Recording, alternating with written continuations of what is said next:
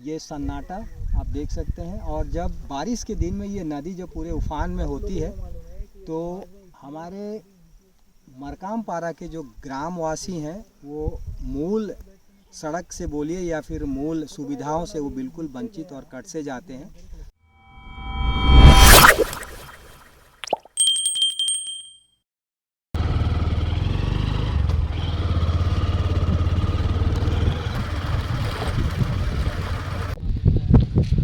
दोस्तों ये एक और जगह जहाँ पर हम लोग रविवार के दिन जो मेडिकल कैंप लगाने की बात कर रहे हैं, ये गाटम ग्राम पंचायत के तहत कटेकल्याण ब्लॉक के अंदर ये आता है। और ये सामने में आप देख रहे हैं ये जो देवगुड़ी है, यानी हमारे यहाँ के जो जनजाति समाज है उनकी अपनी देवी, उनका स्थान। और ये पूरा घने जंगल के बीच और ये आम का बागीचा आप कह सकते हैं, खुला, और बगल में नदी है। इस ओर इस सामने में आप जो देख पा रहे हैं वहाँ पे नदी का प्रवाह है। और इस खुले में यहीं पे हम लोग जो दूसरा मेडिकल कैंप की जो बात कर रहे हैं, जो शनिवार रविवार को जो हम करने वाले हैं। एक तो अभी आपको मैंने जैसा बताया कि हम लोग थोड़ी देर पहले हम लोग वहाँ जो गए थे, और ये दूसरा स्पेस खुले में हमारे डॉक्टर भैया दीदी लोग इसका आनंद लेंगे। और हमारे गांव के सभी लोग यहाँ अधिक से अधिक मात्रा में कैसे आएँ वो भी हम लोग देख लेंगे और आपको अपने वीडियो के माध्यम से अवेयर करेंगे। और आग्रह यही करेंगे कि आप हमारे इस मिशन में सहयोग करें और अपने कमेंट के माध्यम से हमें अवश्य बताएं।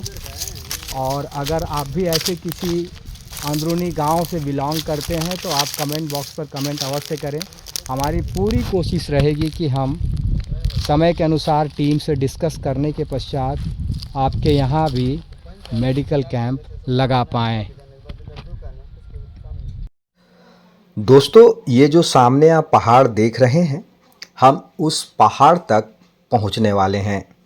और उस पहाड़ के नीचे एक छोटा सा पारा, एक छोटा सा गांव जिसका नाम मरकाम पारा है, वह आज भी सिस्टम से क्यों कटा हुआ है, वहाँ के लोगों की स्थिति आज भी दयनीय क्यों है, वह कौन से कारण हैं जिसके वजह से हमें ऐसे इलाकों में मेडिकल कैंप की व्यवस्था करनी पड़ रही है, यह आप अभी देखने और समझने वाले हैं।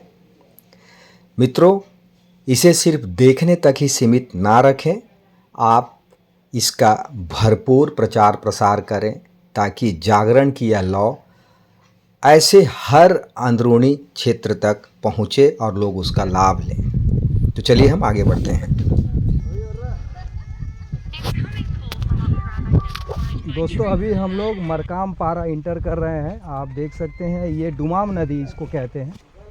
और इस नदी को पार करके हम लोग हिडमा दादा के घर जा रहे हैं।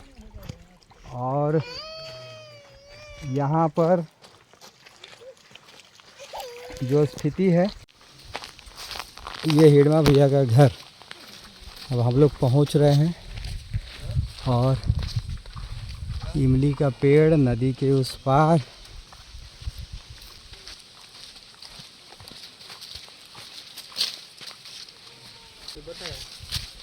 ये है भैया का घर। और देखिए पहाड़ के ठीक समीप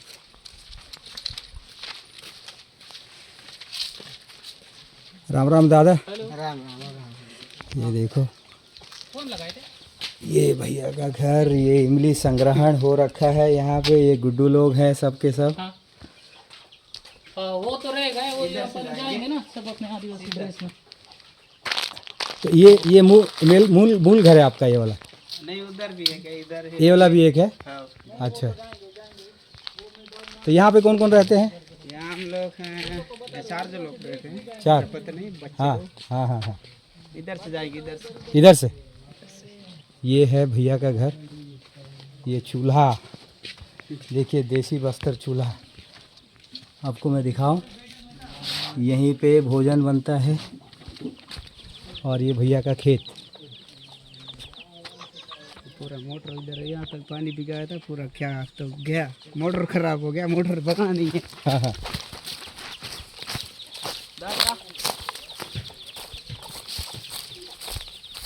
ये भैया जैविक खेती के ऊपर पूरा का पूरा प्रयास कर रहे हैं।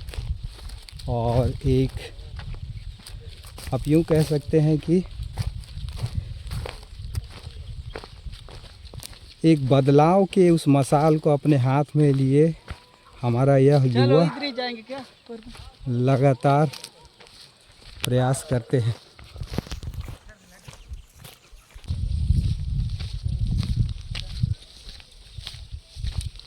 ये देखिए किस तरीके से मिर्ची की खेती।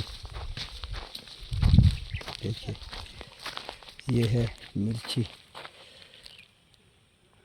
और ये पूरा का पूरा उधर आप देखेंगे धनिया पत्र लगा हुआ है।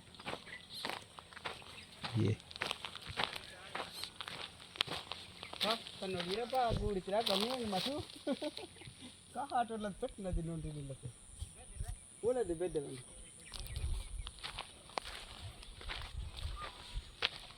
ये देखिए लाल भाजी।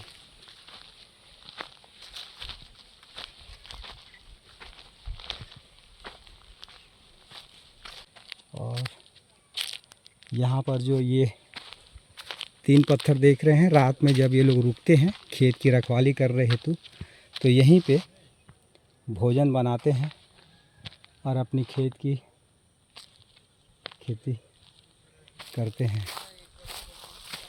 ये पूरा का पूरा अंदरूनी इलाका कटे कल्याण।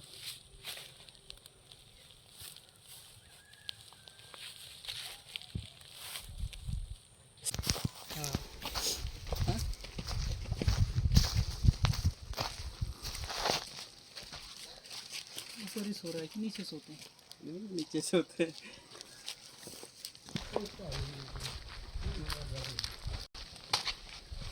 ये घर किसका है? चाचा का है। ये देखिए अंदरूनी क्षेत्र का आंगनबाड़ी केंद्र। किसी एक लगता है कि कई हजार साल पुराना ये आंगनबाड़ी केंद्र है।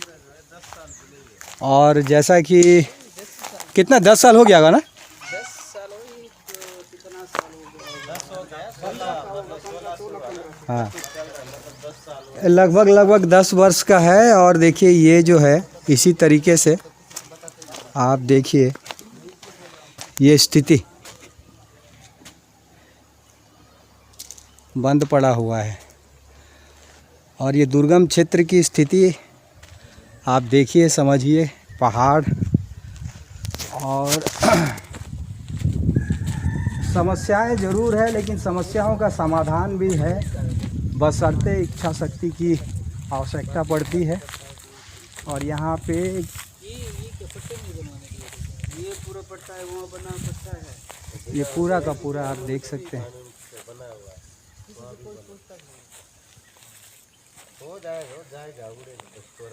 बोरिंग यही पहला बोरिंग को जाता, वो भी जोगा पारा के नाम से, यहाँ जोगा नाम था एक का, उसका नाम से ही जोगा है, बोल के यहाँ पूजा है, ले देगा। ये देखिए स्थिति। और ऐसे जगह पे ही हमारा जो जागरण का जो कार्य है लगातार हम करने का कार्य कर रहे हैं। मित्रों, जैसा कि अभी थोड़ी देर पहले आपने देखा कि हम लोग सर्वप्रथम जो स्वास्थ्य शिविर के लिए, मेडिकल कैंप के लिए जो गांव सम्मिलित हो रहे हैं, उस गांव तक हम पहुंच के वहां की स्थिति को देखने हेतु हम आए हुए हैं। अभी जो ये गांव है, जो थोड़ी देर पहले मैं बता रहा था, ये मरकाम पारा है। और ये हमारे सारे युवा इसी गांव से हैं। आपने यहाँ पीछे आंगनबाड़ी को देखें, जो खंडहर बना हुआ है, 10 वर्ष हो चुका है। और मेरे ख्याल से सिर्फ ये बनकर ऐसा ही पड़ा हुआ है, इसका कोई उपयोग नहीं हो रहा है। अभी ये सड़क की जो बात कर रहे हैं, ऐसा हिडमा का कहना, हिडमा ये सड़क जो है जैसा कि आप बता रहे थे, ये सड़क बनने के लिए कुछ अधिकारी लोग आए थे नदी के उस पार से, आप जैसा बता रहे जी। हो। उसके बाद वो इधर आए नहीं और अपना बही खाता में लिख दिए कि सड़क बन गया। ये वैसे होता है क्या, यहाँ पर जो अधिकारी होता है, काम जैसा चल रहा है कि नहीं चल रहा है, वैसे आने लोग को वापस जाते हैं उधर ही, यहाँ आते नहीं है। नदी में देखते हैं, उसके बाद वापस चले जाते हैं। यहाँ क्या समस्या है, क्या दिक्कत है, ये सब नहीं जानते हैं। दोस्तों, एक चीज़ बहुत गौर करने वाली है, जो अंदरूनी क्षेत्र है, मैं बार बार हम लोग ये आपको कहते हैं, उसको संवेदनशील क्षेत्र बताकर, हालांकि ठीक है संवेदनशील क्षेत्र है, लेकिन संवेदनशील क्षेत्र के आड़ में कई लोग अपना पेट भरते हैं, अपना जेब भरते हैं। वह आपको ये सड़कों से दिख सकता है, हमारे गांव के युवाओं की बातों से आपको पता चल सकता है। जैसे कि अभी ये घर की अपन बात बता रहे थे, अभी हम लोग चर्चा कर रहे थे, पता चल रहा है कि ये घर की मतलब क्या बता रहे थे भैया कि ये घर जो है प्रधानमंत्री आवास योजना के तहत बना है, लेकिन ऐसा नहीं है। और इसका फोटो खींच के ये दिखा दिया गया कि ये प्रधानमंत्री आवास से बना है। अंदर सर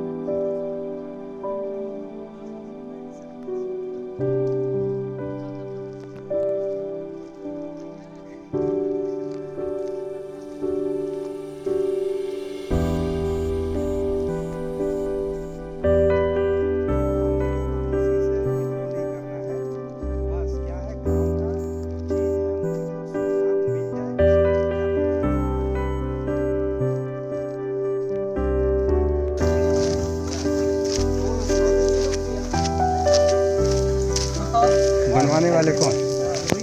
अच्छा, पानी यहाँ से पूरा चलाते हैं सर है पानी रोज पानी का इधर से थोड़ा सा समझो।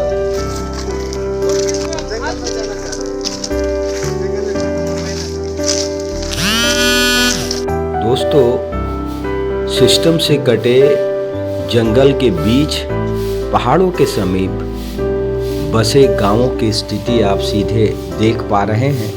अगर आप इन घरों में प्रवेश करते हैं तो सिवाय मिट्टी के 4 दीवारों के अलावा आपको कुछ भी नहीं मिलेगा, और अगर मिलेगा भी तो थोड़ी बहुत वनोपज के सामान और उनके 1-2 कपड़े लत्ते, उसे भी बहुत जल्द मैं आपको दिखाने वाला हूँ।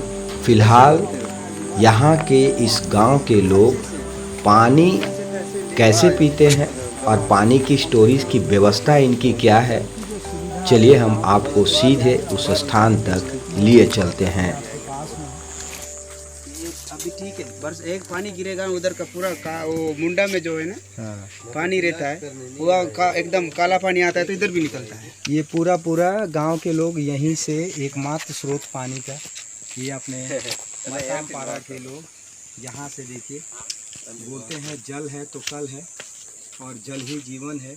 लेकिन ऐसे दुर्गम क्षेत्रों में सरकार को मैं अवश्य आग्रह करूँगा, जो जिला पंचायत के जो सदस्य हैं या जनपद के जो सदस्य हैं, हमारे पंचायत के जो सचिव सरपंच हैं, उनसे आग्रह रहेगा कम से कम अपने जो ज्ञान के चक्षु को खोलें और इन क्षेत्रों तक पहुँचे और उनके स्वास्थ्य के लिए, उनके परिवार के अच्छे जीवन के लिए उनके तरफ थोड़ा आगे आएँ और उनको जो कार्य जिम्मेदारी के तहत मिला है वो करें।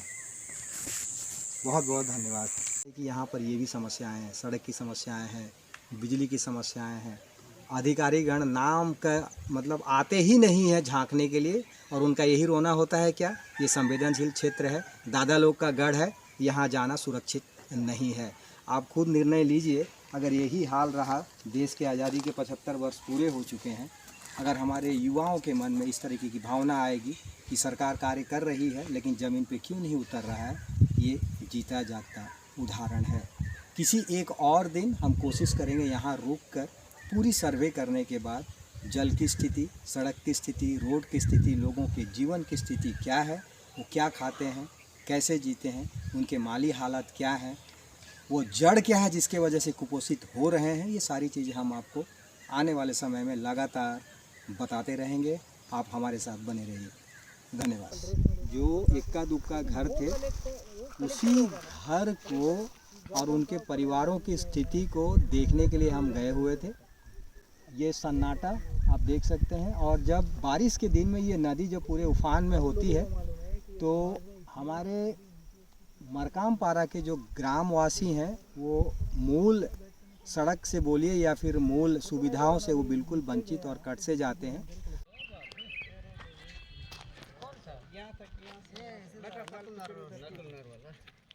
चलो मैं दिनेश को लगाता हूँ, क्या है तुम्हारा उसको भी तो पता है, खबर दिया था सुखराम को भी, सुखराम भी वही दोस्तों घाटम के रोड की हालत अभी मैं आपको दिखाने वाला हूं। और अभी मैं वर्तमान में पुनः नवनिर्वाचित जो सरपंच महोदया हैं यानी दीदी, उनसे भी अभी हम लोग मिलने वाले हैं। और हम दीदी से सीधे पूछने भी वाले हैं, दीदी आपके कार्यकाल में ये सड़क क्यों नहीं बना और यहाँ की स्थिति आज ऐसी क्यों है। और जो स्वास्थ्य शिविर जो अभी हम लोग लगाने वाले हैं, उस स्वास्थ्य शिविर में दीदी का योगदान या उनके हस्बैंड जो है राजू मीडियामी दादा, उनका कितना योगदान रहेगा, ये सारा कुछ अभी हम लोग देखेंगे और समझेंगे। अभी जो जानकारी मिला है कि दादा किसी पेशी के कार्य से बाहर गए हुए हैं और घर में दीदी हैं, तो दीदी से हम लोग सीधे बात करेंगे। और ये देखिए दीदी यहाँ पर महुए को एकत्रित करके सुखाने का कार्य, अक्सर हमारे बस्तरिया समाज में ये अक्सर हमें देखने को मिलता है। तो अभी हम लोग यहाँ पे बात करेंगे दीदी से। सड़क दीदी ऐसा क्यों नहीं बना आज तक? सर मैं तो इतनी पढ़ाई लिखाई करी लेकिन मुझे नहीं पता है, जब बन रहा था ना किसी का मृत्यु हो गया, इतना जान तो उसके बाद बंद हो गया। प्रधानमंत्री ग्राम सड़क योजना, वो हर गांव में सीसी रोड बनना ही है, उसका पूरा फंड आता है। क्यों नहीं बन रहा है वो आपके पास जानकारी होगा। सर मैं इसके बारे में पूछी हाँ, आगे तो हाँ। ये किसी और के ऊपर है क्या? कौन है? टेंडर में नहीं है ये वाला रोड? किसके ऊपर है? अब ये तो मुझे भी नहीं पता। बिना पंचायत की अनुमति का, बिना पंचायत को नोडल बना के कोई काम नहीं होता। मैं आपको कानून बता रहा हूँ, जी है ना दीदी। खैर मैं ये इसलिए कहना चाह रहा था, मान के चलिए अभी रात बिरात इस पे कोई किसी को तकलीफ़ होता है तो मैं रात में एम्बुलेंस भी नहीं बुला सकता हूँ, मैं किसी डॉक्टर को ठीक से नहीं बुला सकता हूँ। तो दीदी क्या है ना, हम लोग को कोशिश करना है कि ये छोटी छोटी बातें ना हम लोग को जनपद तक, जिला पंचायत तक, कलेक्टर तक रखना ही है दीदी। देश का आज़ाद होके 75 साल हो गया, आज भी हमारा इलाका, खास करके अंदरूनी इलाका ऐसे ही है। तो इसको थोड़ा दीदी ध्यान रखिएगा।